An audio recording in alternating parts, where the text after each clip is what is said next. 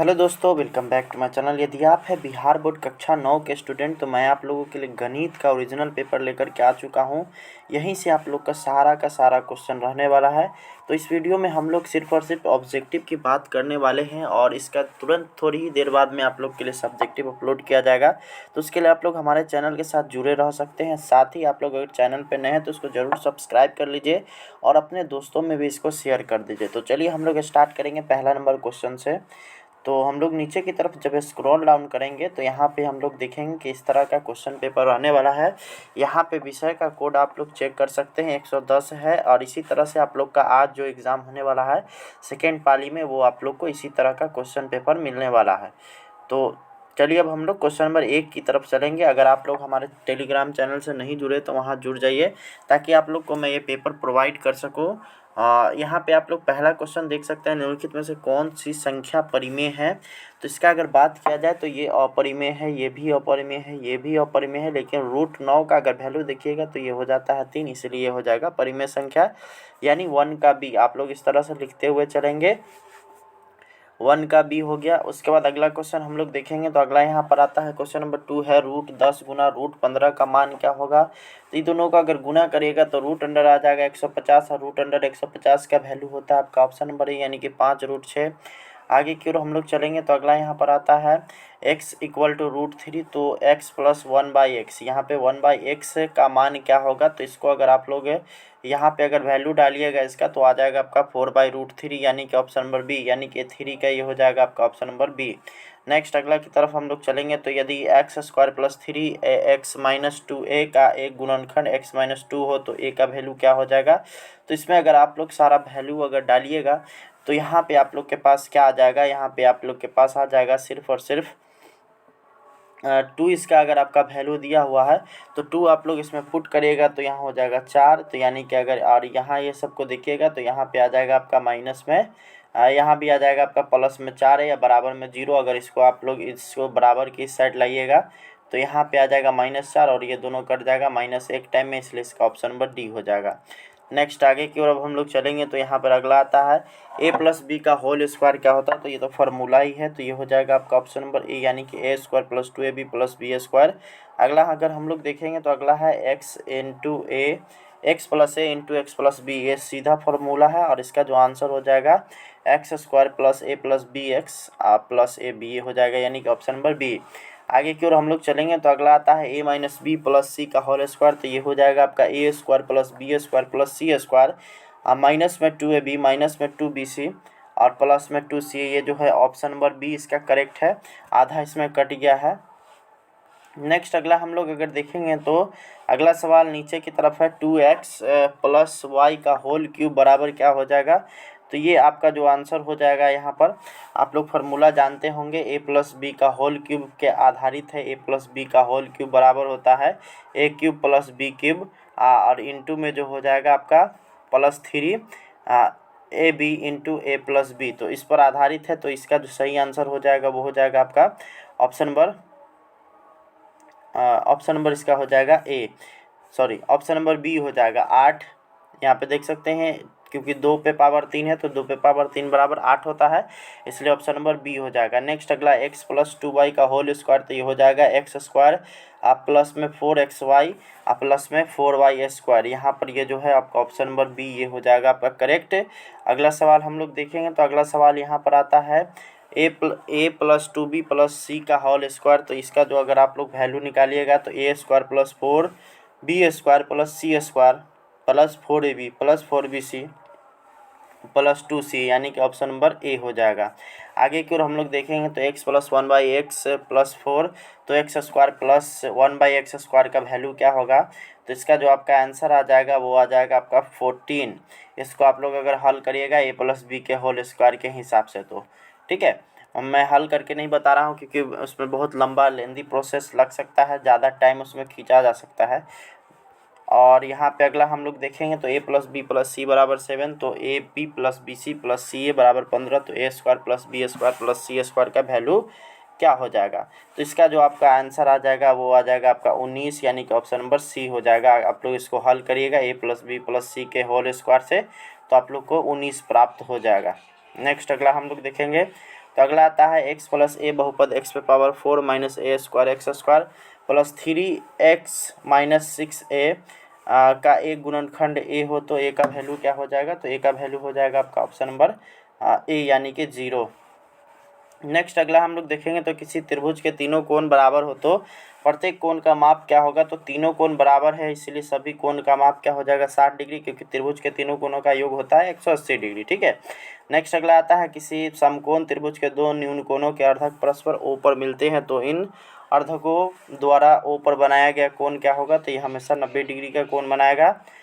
अगला की तरफ हम लोग चलेंगे तो दो रेखाखंड ए बी और सी डी एक दूसरे को बिंदु ओ पर इस प्रकार काटते हैं कि ए बी समानांतर डी बी हो तो कोण यहाँ पर सी ए बी बराबर 45, कोण सी डी बी बराबर 55, तो डी ओ बी का वैल्यू क्या हो जाएगा, तो ये दोनों को अगर आप लोग अगर ऐड कर लीजिएगा तो ये होता है आपका 100, तो 180 में से 100 घटा लेंगे तो आ जाएगा हमारे पास 80 यानी कि ऑप्शन नंबर बी। नेक्स्ट अगला हम लोग देखेंगे तो यहाँ पर आता है किसी त्रिभुज ABC की भुजा BC को बिंदु D पर इस प्रकार बढ़ाया जाता है कि कोण ACD बराबर 120 डिग्री, तो कोण B बराबर हाफ, कोण X है तो कोण A का वैल्यू क्या हो जाएगा, तो कोण A का वैल्यू हो जाएगा 80 डिग्री अगर आप लोग इसको हल करिएगा, यानी 17 का हो जाएगा आपका ऑप्शन नंबर ए। नेक्स्ट अगला हम लोग देखेंगे यदि त्रिभुज ABC सर्वाक्षम त्रिभुज DEF हो तो त्रिभुज DEF की कौन सी भुजा त्रिभुज ABC की भुजा AC के बराबर होगी, तो यहाँ पे याद रखिएगा यहाँ पे भुजा पूछ रहा है AC के बराबर होगी, तो ये हो जाएगा अगर आप इस तरह से अगर त्रिभुज बनाते हैं यहाँ पे ABC है और यहाँ पे DEF है, तो यहाँ पे DEF है तो इसका जो हो जाएगा सही ये हो जाएगा आपका DF यानी कि ऑप्शन नंबर सी। नेक्स्ट आगे की ओर हम लोग चलेंगे तो अगला यहाँ पर आता है त्रिभुज ABC सर्वाक्षम त्रिभुज DEF, तो कोण A किसके बराबर होगा, तो कोण A हो जाएगा आपका कोण D के बराबर। आगे की ओर अब हम लोग चलेंगे तो अगला यहाँ पर आता है अगला यहाँ पर है त्रिभुज ABC सर्वाक्षम त्रिभुज DEF, तो कोण B किसके बराबर होगा, तो B हमेशा कोण E के बराबर होगा अगर दोनों सर्वाक्षम है। तो अगला सवाल हम लोग देखेंगे तो 7 पे पावर 1/3 इंटू 8 पे पावर 1/3, तो इसका हो जाएगा 56 पे पावर 1/3 यानी कि ऑप्शन नंबर बी।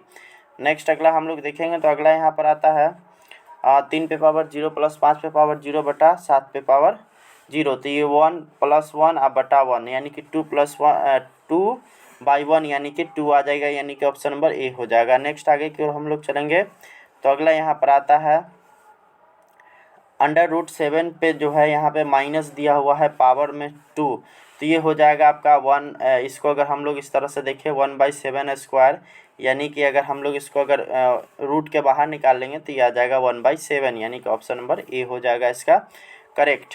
अगला सवाल हम लोग देखेंगे तो अगला यहाँ पर आता है 17 पे पावर 2 इंटू 17 पे पावर 5 का मान क्या हो जाएगा, तो दोनों का पावर जोड़ दीजिए 17 पे पावर हो जाएगा यहाँ पे 7 यानी कि ऑप्शन नंबर बी। नेक्स्ट अगला हम लोग देखेंगे तो अगला यहाँ पर आता है 5 पे पावर 2 फिर उसके बाद है इस पे पावर 3, तो ये दोनों हो जाएगा गुना 5 पे पावर हो जाएगा 6, इसका सही आंसर। अगला सवाल हम लोग देखेंगे अगला यहाँ पर है 7 पे पावर 5 इंटू 7 पे पावर 3 का वैल्यू क्या हो जाएगा, तो दोनों को हम लोग क्या करेंगे जोड़ देंगे तो ये हो जाएगा 7 पे पावर 8 यानी कि ऑप्शन नंबर बी। नेक्स्ट अगला हम लोग देखेंगे तो 10 पे पावर 6 बटा 10 पे पावर 4 का मान क्या हो जाएगा, तो इसमें से 6 में से 4 घटा लीजिएगा तो 10 पे पावर 2 आ जाएगा यानी कि ऑप्शन नंबर सी। नेक्स्ट आगे की ओर हम लोग चलेंगे तो अगला यहाँ पर आता है 3 इस पे पावर 4 है, तो इसका दोनों को अगर गुना कर देंगे तो 3 पे पावर 8 हो जाएगा यानी कि ऑप्शन नंबर बी। नेक्स्ट आगे की ओर हम लोग चलेंगे तो यहाँ पर आता है 2 पे पावर 3 इंटू 3 पे पावर 3 का मान क्या हो जाएगा, तो ये दोनों गुना हो जाएगा तो 6 पे पावर 3 हो जाएगा यानी कि ऑप्शन नंबर बी। नेक्स्ट आगे की ओर हम लोग चलेंगे तो यहाँ पर आता है 2 पे पावर 0 गुने 3 पे पावर 0 का मान क्या होगा, तो ये इसका वैल्यू 1 गुने 1 बराबर कितना होगा 1 हो जाएगा। नेक्स्ट है 100 गुने 0 का मान क्या होगा, तो यहाँ पे देख सकते हैं 100 गुने 0 है तो ये हो जाएगा आपका ऑप्शन नंबर सी 0 ही हो जाएगा, क्योंकि 0 से किसी भी संख्या को गुना करने पर वो 0 ही होता है। आगे की ओर हम लोग चलेंगे तो यहाँ पर आता है 10 पे पावर 0 गुने 20 पे पावर 0 बटा 30 पे पावर 0, तो यहाँ अगर बात करें तो 1 गुने 1/1 यानी कि 2/1 इक्वल टू हो जाएगा आपका 1/1 यानी कि आपका हो जाएगा आपका ऑप्शन नंबर सी यानी कि 1 हो जाएगा। अगला हम लोग देखेंगे तो अगला सवाल यहाँ पर आता है 25 पे पावर 0 भागा 5 पे पावर 0, तो दोनों का वैल्यू 1/1 होगा, तो इसका अगर हम लोग अगर इसको अगर हल करेंगे तो आ जाएगा आपका ऑप्शन नंबर सी यानी कि 1 आ जाएगा। 1/1 इक्वल टू 1 होता है। नेक्स्ट अगला हम लोग देखेंगे तो 30 पे पावर 0 माइनस 20 पे पावर 0, तो दोनों का वैल्यू 1 माइनस 1 इक्वल टू 0, यानी कि ऑप्शन नंबर बी। नेक्स्ट आगे की ओर हम लोग चलेंगे तो अगला यहाँ पर आता है 10 पे पावर 0 प्लस 20 पे पावर 0 माइनस 30 पे पावर 0, तो यहाँ पे देखिएगा ये 1 प्लस 1 और माइनस 1, तो ये हो जाएगा 1, यानी कि ऑप्शन नंबर बी। नेक्स्ट आगे की ओर हम लोग चलेंगे तो अगला यहाँ पर आता है 5 पे पावर 2/3 प्लस गुना 5 पे पावर 1/3 का वैल्यू क्या हो जाएगा, तो दोनों को जोड़ देना है। तो 5 पे पावर 3/3 यानी कि डायरेक्ट आपके पास आ जाएगा 5, क्योंकि 3 से 3 पावर खत्म हो जाएगा, सिर्फ बचेगा 1, और 1 पावर इक्वल टू हो गया आपका सीधा 5। नेक्स्ट अगला हम लोग देखेंगे 7 पे पावर 3/4 भागा 7 पे पावर 1/4, तो इसको आप लोग को घटा लेना है, तो ये हो जाएगा आपका 2/4, यानी कि 7 पे पावर 1/2 हो जाएगा, यानी कि ऑप्शन नंबर सी। नेक्स्ट आगे की ओर हम लोग चलेंगे तो अगला यहाँ पर आता है 13 पे पावर 1/5 इंटू 17 पे पावर 1/5, ये 13 और 17 को हम लोग को गुना कर देना है, तो ये आ जाएगा आपका 221 पे पावर 1/5। आगे की ओर हम लोग चलेंगे तो अगला यहाँ पर आ जाएगा इसका अगर वैल्यू देखिएगा तो ये हो जाएगा आपका 1/3 स्क्वायर है, तो यहाँ पे हो जाएगा 3 पे पावर -2 इंटू 4, तो ये हो जाएगा 3 पे पावर -8, यानी कि ऑप्शन नंबर बी इसका सही आंसर है, 3 पे पावर -8। आगे की ओर हम लोग देखेंगे तो 10 पे पावर -5 बाई 10 पे पावर -7, तो यहाँ पे दोनों ऐड हो जाएगा, तो 10 पे पावर -5, और ये माइनस में है, और यहाँ पे फार्मूला में जो है हम लोग को माइनस देना है, तो ये हो जाएगा प्लस, तो यहाँ पे हो जाएगा 7 पे पावर 10 पे पावर 2, यानी कि ऑप्शन नंबर सी। नेक्स्ट आगे की अगर हम लोग चले तो यहाँ पर आता है निम्नलिखित में से कौन सा बहुपद है, इसका हो जाएगा आपका ऑप्शन नंबर सी, यानी कि x प्लस √2x² प्लस 1, बाकी सब आप लोग का बहुपद नहीं है। नेक्स्ट अगला हम लोग देखेंगे तो शून्य बहुपद का शून्य कितने होते हैं, तो कोई भी वास्तविक संख्या उसका शून्यक हो सकता है। आगे की ओर हम लोग देखेंगे तो अगला यहाँ पर आता है px बराबर 3x प्लस 4 के शून्य क्या हो जाएंगे, तो इसका हो जाएगा -4/3, यानी कि ऑप्शन नंबर सी। आगे की ओर हम लोग चलेंगे तो अगला यहाँ पर आता है बहुपद √2 का घात क्या होगा, तो इसका घात हमेशा कितना हो जाएगा, 0 हो जाएगा। कोई भी वास्तविक संख्या दिया हुआ है उसका घात अगर पूछे तो वो हो जाएगा 0। यहाँ पे लिखा हुआ है यदि px बराबर 3x - 7, तो px into P minus x का वैल्यू निकालिए, तो इसका जो वैल्यू आप निकालिएगा तो आ जाएगा आपके पास 0, यानी कि ऑप्शन नंबर ए। नेक्स्ट आगे की ओर हम लोग चलेंगे तो अगला यहाँ पर आता है √a यहाँ पे जो है उसके बाद यहाँ पे हो जाएगा आपका प्लस है, और यहाँ पे √, तो ये हो जाएगा a - b², यानी कि आपका ऑप्शन नंबर बी इसका सही आंसर है, करेक्ट। ठीक है, नेक्स्ट आगे की ओर हम लोग चलेंगे तो अगला यहाँ पर आ जाएगा 3x - 2y का होल स्क्वायर, तो इसका अगर हम लोग हल करेंगे तो 9x² और माइनस में 12xy, और उसके बाद फिर प्लस में आपका हो जाएगा 4y²। तो इसका जो सही आंसर हो जाएगा वो हो जाएगा आपका ऑप्शन नंबर सी, क्योंकि यहाँ पे प्लस मिट गया है। अब मेरे पास इसी तरह का क्वेश्चन आया था, क्या करें इसको। नेक्स्ट आगे की तरफ हम लोग देखेंगे तो √x प्लस वाई का √y का होल स्क्वायर, तो ये हो जाएगा x plus Y plus 2√xy, तो यानी कि ऑप्शन नंबर बी हो जाएगा ये। आगे की ओर हम लोग चलेंगे तो अगला यहाँ पर आता है निम्नलिखित में से कौन सी अभाज्य संख्या है, तो अभाज्य संख्या की बात किया जा रहा है, तो इसमें हो जाएगा 3 अभाज्य संख्या है। आगे की ओर हम लोग चलेंगे तो यहाँ पर है एक रेखा को निरूपित करने के लिए कम से कम कितने बिंदु की आवश्यकता होगी, तो 2 बिंदु, कम से कम 2 चाहिए एक रेखा को निरूपित करने के लिए। अगला है 2 बिंदुओं से कितनी रेखाएं खींची जा सकती है, तो 2 बिंदु से केवल और केवल एक रेखा खींची जा सकती है। आगे की ओर हम लोग देखेंगे तो एक बिंदु से कितनी रेखा खींची जा सकती है, तो एक बिंदु से अनंत रेखा खींची जा सकती है। आगे की ओर आता है 2 रेखाएं कितने बिंदुओं को परिच्छेद कर सकती है, तो 2 रेखा केवल और केवल एक ही बिंदु को परिच्छेद कर सकती है, यानी कि ऑप्शन नंबर बी हो जाएगा।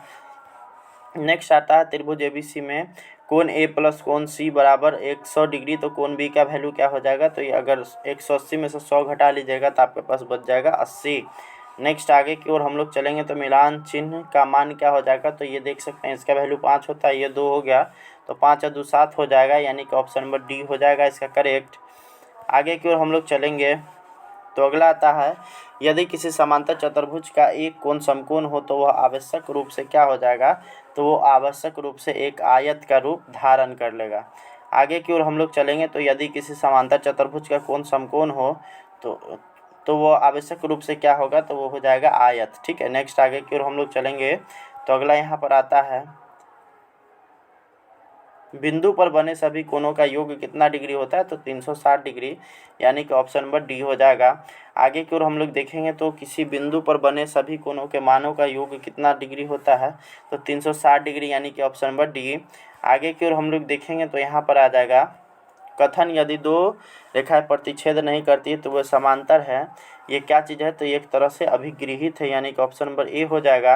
आगे की ओर हम लोग देखेंगे तो यदि एक त्रिभुज ABC में कोण ए बराबर 60 डिग्री तथा कोण बी बराबर 70 डिग्री, तो कोण ABC की सबसे बड़ी भुजा क्या हो जाएगी, तो ये हो जाएगी AC भुजा हो जाएगी। नेक्स्ट आगे की अगर हम लोग बढ़ें तो यहाँ पर आता है त्रिभुज ABC में BC बराबर AB, कोण B बराबर 80, तो कोण A का वैल्यू क्या हो जाएगा, तो कोण A का जो वैल्यू हो जाएगा वो हो जाएगा आपका 50 डिग्री, यानी कि ऑप्शन नंबर ए। नेक्स्ट आगे की ओर हम लोग देखेंगे तो अगला यहाँ पर आता है, यहीं तक आप लोग के लिए ऑब्जेक्टिव क्वेश्चन है। सारा ऑब्जेक्टिव क्वेश्चन आप लोग यहाँ से देख सकते हैं। यहाँ पे हम लोगों ने 65 क्वेश्चन का आंसर किया है, जिसमें से आप लोग को मात्र 50 का आंसर करना है। तो आप लोग यहाँ से इसको देख सकते हैं। तो इस वीडियो में इतना ही। इससे बस थोड़ी देर बाद आप लोग देख सकते हैं यहाँ पे तैयार है सब्जेक्टिव का, वो भी मैं रिकॉर्ड करता हूँ और उसको अपलोड करता हूँ। मिलेंगे नेक्स्ट वीडियो में। धन्यवाद।